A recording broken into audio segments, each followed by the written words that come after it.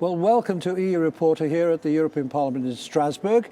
It's been an interesting week so far, and here to discuss all the elements of it with me is Peter von Kohl, EU Reporter's Strasbourg correspondent. Peter, what are the highlights of the week so far? Of course, what happened this morning, we have today, the Wednesday morning, when nobody who turned up to discuss the TTIP, the agreement, the trade agreement between the US and EU. And it was the first time in my experiences, I have been a European correspondent for almost 29 years, that a thing like that happened, that no one was there to discuss. Why was no one there? Why did they boycott Because it? it's so complicated, it seems. But not only to all our normal citizens, but also to those politicians who should know. So we had a situation where, especially among the group members of the Social Democrats, there were so many different opinions on what was upside down and what was right, what was wrong, what was fair, what was not fair, that they gave up to have a common... For our viewers, can we just recap, what is TTIP? That is the trade agreement between the United States and EU. And if it is a coming thing, it will be the greatest market in the world. We also are negotiating from the side of the EU a similar agreement with Canada. So it's North America as a market, and then EU who will diminish the It sounds like a great obstacle. thing. Why is that a problem? Because there are especially about how to solve problems, especially in the business. It is mainly that problem, that obstacle. How to, if there is a problem, solve that problem. How to go to court, a kind of court, to find out what is wrong. Now you say nobody turned up, but later in the day there was a lot of people turned up and there was a demonstration, wasn't there? It is it's a very emotional thing to people, so they reacted, in my opinion, a little bit like a kindergarten today. They used every chance to demonstrate. And our attempt here to interview people, yes, I am willing to interview, but who else will be there? And when I said the name of a counterpart, oh no, I better not. I have never had that before. Certainly Democracy in Action, and I know of one British MEP who we invited to speak who suddenly became very unavailable. So exactly. Yeah. Okay, so an interesting day. What else has been going on? Well, of course, there are the normal going in the rest of the time they're here. It's getting less and less time they are here, actually, but that's another story. Foreign politics, of course. Human rights you could have at a headline. Okay, so let's start there. Let's talk about Hungary and Turkey. They are discussing, of course, the present situation in Hungary, where the Prime Minister Orban, Viktor Orban, from the Fidesz party, suddenly mentioned that there might be a need to reintroduce death penalty. Reintroduce the death penalty for a member of the European Union. Exactly, and not only the European Union, but also the Council of Europe, which is fighting for human rights all over and has it human rights convention. Does he explain why he feels this? That's a very good question. I think he needs to show that he is in power, so to speak, that he knows what is bothering the Hungarians. So they are bothered by both minorities. He is trying to eliminate their rights. He started by eliminating a certain group of judges. Everyone who had experience were, in his opinion, too old. So he wanted to get rid of elderly judges.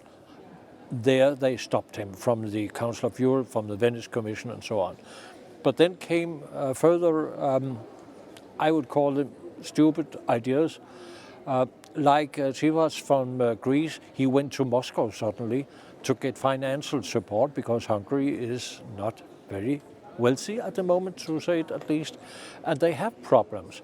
So he thought he could provoke, like Tsipras from Greece, the Commission in EU to give him more money. Can the rest of the EU prevent him from bringing back in the death penalty? Yeah, if he does, I doubt. I think it's a provocation anyway. But if he actually managed to do so, he needed first of all a majority in his parliament to do so, and that's questionable. But secondly, I doubt that he will get a signature from a president within his country for such a law. But if it happened, Hungary could be, of course, excluded both by the Council of Europe and the EU. Okay, let's talk about Turkey. What's the story this week about Turkey? The story is, of course, at the moment, because there was already a couple of months ago a report on Turkey, and that should have come to a vote a couple of weeks ago at the last session, at least from the European Parliament.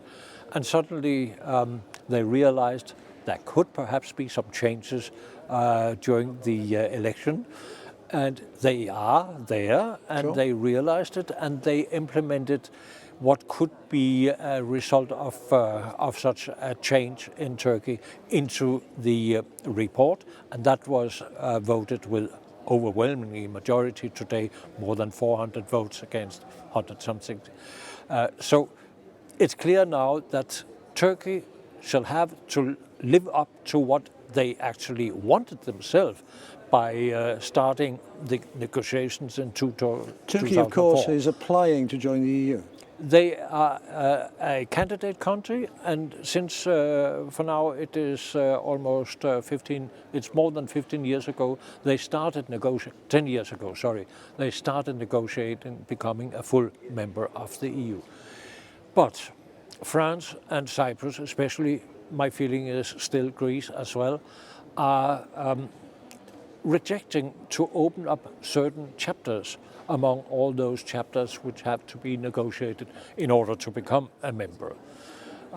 Cyprus, because they simply don't accept that Turkey is not accepting Cyprus as a state. That's one of the problems which have to be solved by Turkey, especially in my opinion. There are a sensational development going on right now in Cyprus between the Turk and Greek Cypriot communities. So that might stop Ankara from maintaining a boycott of Cyprus as a country. Well, that takes us on now to Greece, of course, and their problems. Well, what's happening with Greece? Here you can only guess, because Greece is in a position where it should be on its knees, begging and doing whatever they asked from Brussels. They don't. In my opinion, the EU is a little bit worried about the possibilities of new elections in Greece. But the outcome of that will be a disaster and change nothing, by the way. But it will give a even stronger signal that the Greek authorities, at least, are not ready to do actually what's needed to have a solution. Are the European Union worried about Greece leaving the EU? Yes, a Brexit and a Grexit are the two terms which have to be more and more discussed.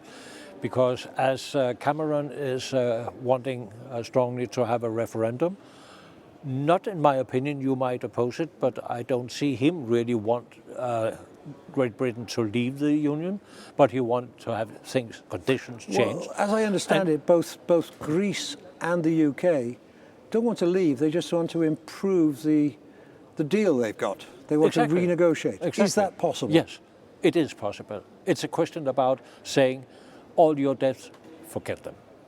That's the only chance they got in That's Greece. with Greece? That's with Greece. What's the question with the UK? Of course that they have certain conditions when it comes to foreign labor, people seeking a job in England, that they can stop it. That's one of the main obstacles to the British people, it seems. But there might be other questions. But I fear that need a reopening of the Lisbon Treaty. And that's the question. That can be a Pandora box to open. Okay. In order to make changes to the treaty, you have to have all 27 countries agree. Do you see that happening? Or 28 yes. or whatever countries? The 28 have to be united So if one comes and say, I want this, the 27, as we already say, they have to agree to it. So I don't think it's possible, but you never know in politics. Okay, and finally, nobody can say what's going to happen today or tomorrow or the next day, but when we come back in a month's time, where do you think we're going to be? I hope we have at least groups which have found out their own standpoints when it comes to TTIP. That you can hope, because it's needed to have a common approach of the European Parliament to guideline the Commission. There might even be a question of whether national parliaments can have an impact on this. There is a case before the court in Luxembourg on the so-called Shanghai Agreement, and there might be a possibility that there's a no to letting national parliaments decide, depend on how much sovereignty they might lose by a treaty. But I think we will have a more calm, hopefully a more calm July session. At least there will always be the normal procedures. We will have Russia, we will have Turkey, we will have all these kind of debates, I'm quite sure again. Well, Peter and all the rest of the EU Reporter team will be reporting throughout the month and at the next session, so we hope you'll join us. Thank you for coming now.